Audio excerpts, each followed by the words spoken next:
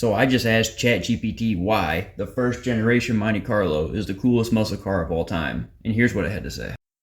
All right, chat, let's see what you come up with.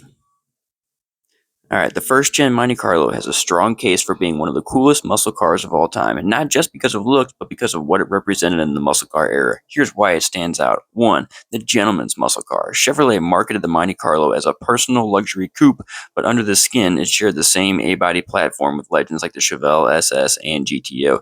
That meant you could have muscle car performance with more refined styling, comfort, and class. It wasn't just raw, it was stylish. 2. Timeless design. Long hood, short deck proportions gave it that classic muscle stance. I don't know about that short deck proportion, chat.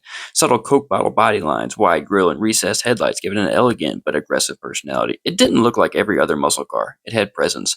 3. Big block power. You could option it with a 454 cubic inch LS5, or even the legendary LS6 advertised at 450 horsepower, making it one of the most powerful muscle cars of the early 70s. Despite it being marketed as a luxury coupe, it could keep up with the baddest street machines of the era. 4. Chevy's hidden sleeper. While Mustangs, Camaros, and Chevelles screamed muscle car, the Monte Carlo looked more like a classy cruiser. That sleeper vibe made it extra cool. You could roll up looking refined, but unleash tire-shredding torque at will. Number 5. NASCAR heritage. The Monte Carlo became a staple in NASCAR throughout the 70s and beyond.